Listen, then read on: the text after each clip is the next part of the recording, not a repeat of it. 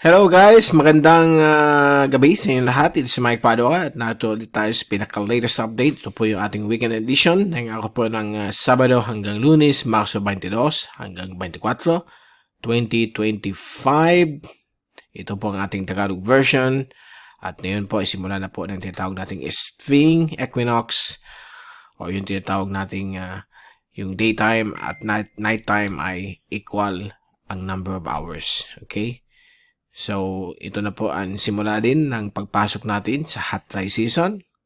Samantala sa yung malayo sa equator, sa may subtropics, simula na po ito ng springtime, yung spring season. And then, sa southern hemisphere naman, simula rin ng tinatawag nating autumn o fall season. So, iba sa kanila kasi southern hemisphere dito sa atin, since nasa northern hemisphere Pilipinas, although hindi mo tayo masyadong kataasan ng latitude, malapit tayo sa equator, dalawa lang po ang climate natin, yung dry season at wet season. At yung dry season, nakahati sa dalawa, yung cool dry season, November to March, then March to June ay yung hot dry season. Okay? At by the way, itong ating update pa lang, Tagalog version, ang pinaglilingkod sa inyo ng Typhoon 2000 at ng Naga College Foundation. At bago tayo magsimula, gusto kong pasalamatan ang ating partners, ang Aboitiz Power, Bank of the Philippine Islands Sustainable with You. Yung interested, click lang po ang link dito. Or kapag kayo po ay nanonood sa Facebook channel, meron pong link doon sa description patungo sa BPI Sustainable with You. Ang lokal na gobyerno ng Naga City, headed by ang Honorable Mayor Nelson Legacion at ang ating Honorable Congressman ng ikatlong distrito ng Camarines Sur, Congressman Gabby Bordado. At ngayon, umpisa natin ang update. Gaya na sinabi ko nung last nating update, nung nakalipas na ilang araw, may papalapit na bugso ng amihan at shearline.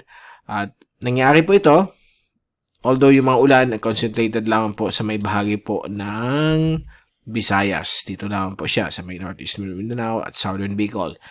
Dito po sa ibang parte ng Bicol region, like dito sa Camarines Sur, Naga, ay hindi masyado pong na-feel yung mga ulan. Halos wala nga ulan. Drizzles lang po. Okay, yung mga tagiti, yung mga titawag na tagiti, yan po ang Bicol word ng drizzles. Konting showers. Okay. At buti naman bumagsak yung temperatura. Hindi gaya nung nakalipas na 2 linggo, talaga mainit. But at least bumaba sa 26 degrees up to 29. At yung heat index nasa 30s lang. Hindi umabot ng 40 at 50. But since nasa spring equinox na po tayo, so we expect na itong amihan, meron pa po next weekend. After that, baka wala na po yan. Magiging dominant wind system na po yung titawag nating easterlies. Ito po yun, easterlies. So, magiging mainit ng panahon. At hinintay na lang natin ang announcement from Pag-asa officially kailan nila iti-terminate yung amihan. Kung baka next week, okay? Iti-terminate na po nila yan. Lalong-lalo na po pag wala na po yung totally ang amihan. Okay? So, yan po ang kalagayan po ng weather natin na yan. So, yung epekto ng shearline ay medyo nagbawas pa yung ulan.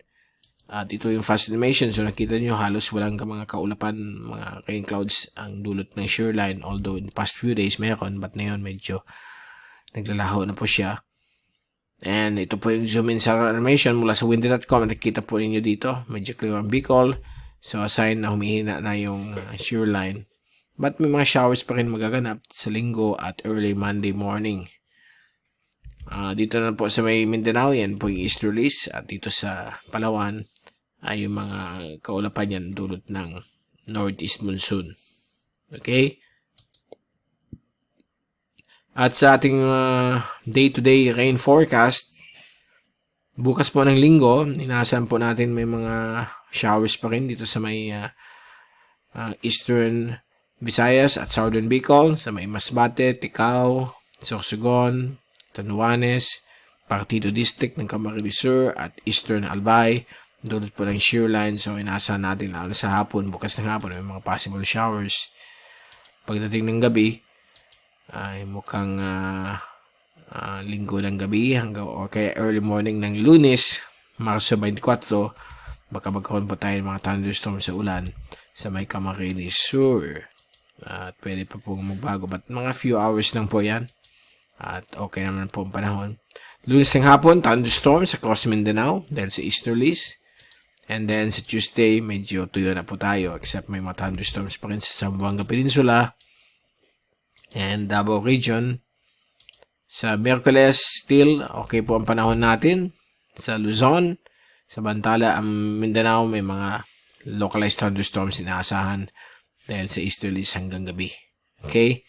Sa Huwebes, yan, may papalapit po na cloudiness dulot ng easterlies. Magbibigay po ng mga thunderstorms at ulan na yung darating na Huwebes, Marso 27 sa Bicol Region.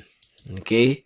And then, bandang hapon, may mga showers din, thunderstorms sa may ibang bahagi po ng Luzon. Sa Friday, dahil sa panibagong surge ng sa Friday, kita po natin sa hapon, inaasahan po natin mga localized thunderstorms sa halos buong bahagi po ng ating bansa, except for Palawan and Central Luzon. But Northern Luzon, Bicol, Visayas at Mindanao, may mga showers po na inaasahan. And then, Saturday afternoon or noontime, Saturday afternoon, magkakaroon mga showers at thunderstorms sa Central at Southern Luzon, kasama po Metro Manila at Camarines Norte, dahil po sa localized thunderstorms at may posibilidad may konting shear line dito sa may eastern sections ng Northern Luzon. Thunderstorms pa rin sa may Mindanao, inaasahan natin na yung sa susunod na Sabado, Marso 29. And then sa Marso at 30, na linggo yan, next Sunday, ay may mga thunderstorms po na posibleng maganap sa may Mindanao, Sulu, Archipelago at Puerto Princesa, usually mga tanghali hanggang hapon. Okay? So yan po na po ang ating rain forecast, kayong rainfall accumulation forecast. Bukas Sunday, maulan, nandiyan lang po sa may Eastern Bicol. Kita po ninyo, sa Monday, halos wala na po. Although may mga ulan pa rin, showers maganap sa Bantog Peninsula at Camarines Provinces. Martes, Marso 25, may mga dry conditions po tayo. Sa Miyerkules hanggang Huwebes, may mga inaasahan po tayo mga showers at thunderstorms sa Bicol at Eastern Visayas dahil sa warm easterlies. And then, Marso 28, 29, may mga showers pa rin o thunderstorms pwede maganap sa Hilagang Luzon dahil po sa possible new shear line, yung last na po yan, at hanging amihan. Okay? And sa ating wind forecast, simula bukas linggo hanggang Lunes, mag-start na pong hihina ang amihan. At sa Martes, balik na tayo sa easterlies. At magiging dominant wind factor po siya hanggang sa next weekend. And then sa Sabado, Marso 29, yung susunod na Sabado, yan na po ang amihan sa may Taiwan, Southeastern China, at extreme northern Luzon. So hanggang Marso at 30, linggo, may mga bugso po tayo ng hangin dulot ng amihan sa may dulong Hilagang Luzon. And then, pagpasok natin ng Abril 1, balik na tayo sa easterlies. Pure easterlies, ang inaasahan, light to moderate easterly wind flow. Now, sa wave heights, ito po yung mga alon sa karagatan ng Pilipinas. Ngayong araw na ito, hanggang bukas, inaasahan pa rin natin ang 2 hanggang 3 metro of wave heights sa may East Philippine Sea. Samantala sa linggo, sa West Philippine Sea, hina na siya. So, dito naman po sa may east or eastern coastal areas ng Bicol region, may mga 2 to 2.5 meters of wave heights. Medyo delikado po yan sa mga maliliit na sakyang pangdagat. Sa Lunes, Martes hanggang Miyerkules, Marso 24 hanggang 26, nagkakaroon po tayo ng balik sa normal na po ang mga alon sa East Philippine Sea up to 1 to 1.5 meters. While ang West Philippine Sea, kalmado hanggang light lamang po ang alon, kaya din po sa may inland waters ng ating bansa. So, very suitable for fishing and sea travel.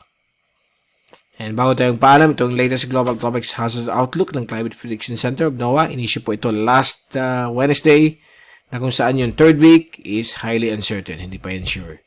Sa week 2, valid March 26 to April 1, magkakaroon po tayo ng more than 65% of above average rainfall over Davao at Oxygen. Samantala, ang buong bagay ng ating bansa, nasa more than 50% na above average rainfall.